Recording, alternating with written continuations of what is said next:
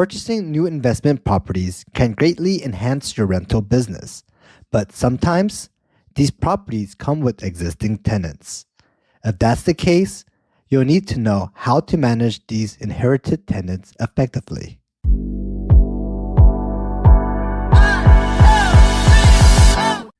Inheriting tenants doesn't have to be complicated, but it can quickly become challenging if you don't take the necessary steps to formalize your rental agreements. Contracts that don't align with your business model or off-the-record agreements between tenants and their previous landlords can lead to major issues. To avoid difficulties, it's important to learn how to manage inherited tenants correctly from the start. Inherited tenants. How it happens. When real estate investors purchase rental properties, they often come with existing tenants.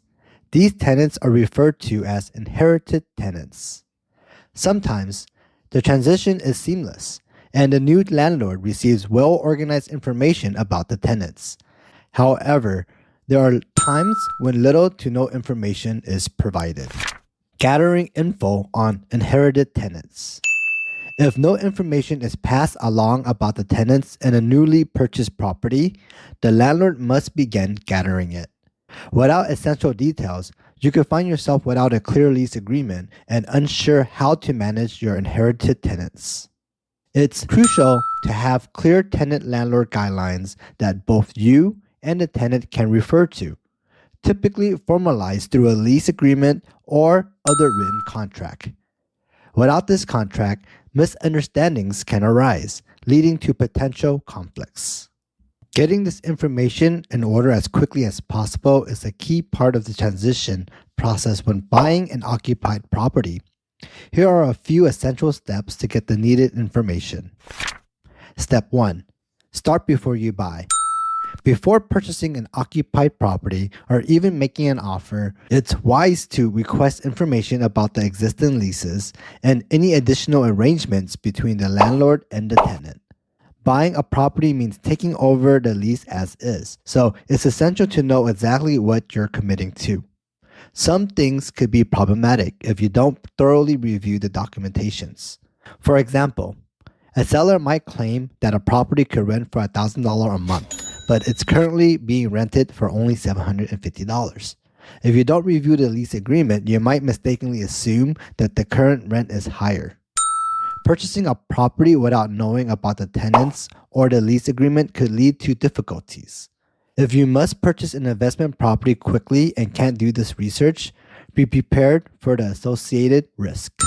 Beyond reviewing the documents yourself, it's also important to consider obtaining an estoppel agreement to verify that everything is as the seller presents it. And that brings us to step 2.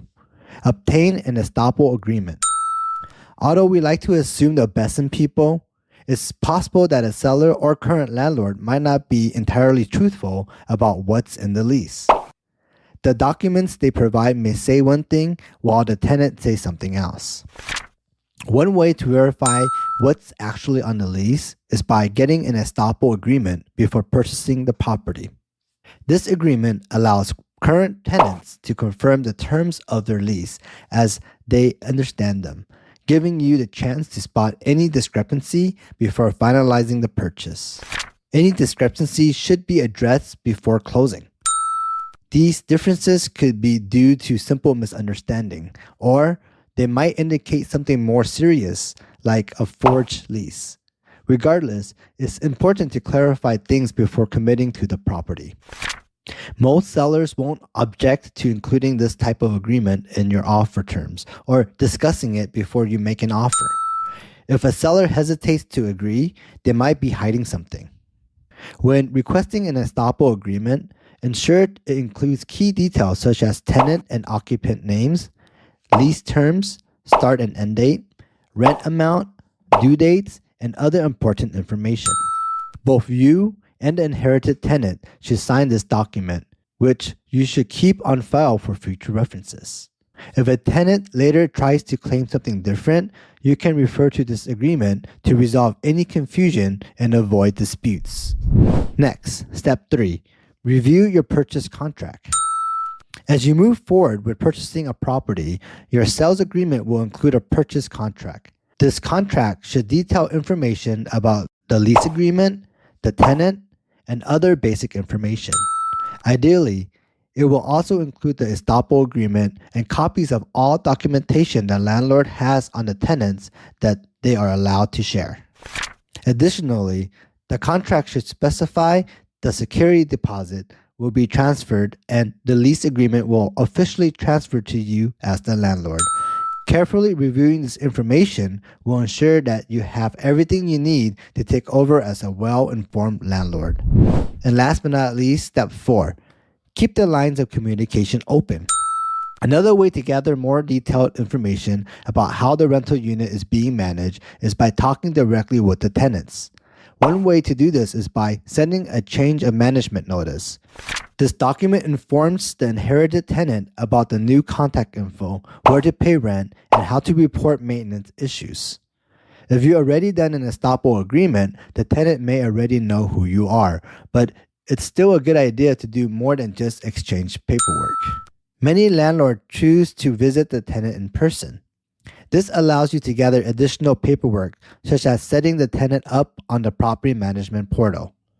Additionally, asking follow-up questions about total occupants, pets, and more can help landlords ensure that the current household matches the lease agreement, especially if an estoppel agreement wasn't done. And I'm going to go through a couple more of expert tips on inheriting tenants. While some landlords prefer to buy vacant properties, sometimes the property requires to purchase occupied ones. Experienced landlords often have tips on managing inherited tenants. Here are some of the best ones. Tip number 1, review the tenants. Some landlords don't bother screening inherited tenants before renewing their leases. This renewal might happen just a month or 2 after the purchase is complete. At this point, it's a good idea to have inherited tenants fill out your standard application and screen them as you would any new tenants. While you still need to follow the original lease terms, this information can help you renegotiate or end a lease if necessary. Use lease renewal as an opportunity to ensure that your inherited tenants are a good long-term fit for your business. The next tip, number 2. Be cautious with rent increases. When buying a property in a desirable area, you might be tempted to raise the rent as soon as possible. However, there are pros and cons to this approach. If you raise the rent immediately, you might face many vacancies as tenants who can't afford the new rent move out. You would then need to fill these vacancies to make a profit. Alternatively, you could keep the rent the same for existing tenants and gradually raise it as units become vacant. Adjusting rent with new tenants rather than existing ones can ease the transition if you're not prepared to handle a large number of vacancies at once. Ultimately, the choice depends on your business capacity and goals. And tip number 3, screen tenants and applicants.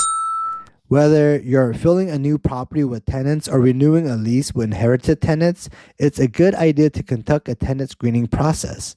High-quality tenant screening provides reliable information, which can be invaluable. And before we go, I'm going to leave you guys with some FAQs on inheriting tenants. The first one is, can I raise rent on inherited tenants? When you buy a property, you take over the leases of any tenants living there. To raise the rent, you must follow the rules in those leases. Typically, rent can be only changed after the initial term ends, and the lease is renewed or converted to a month-to-month lease. Some leases allow rent increases with a certain amount of notice, especially in month-to-month agreements. Check the lease agreement on file to find out how to change the rent and make sure to communicate any changes clearly to avoid confusion.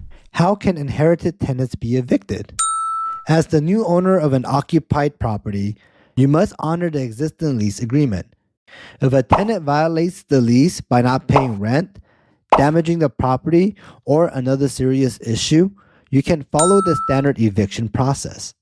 Consult a local lawyer to confirm how much notice you need to give them and follow local laws.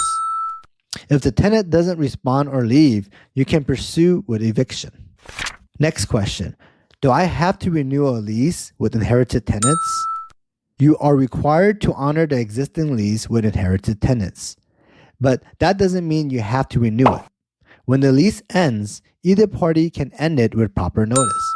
If you don't want to continue renting to the tenant, you can end the agreement when the lease term is up. Inheriting tenants. Does it make business sense or not?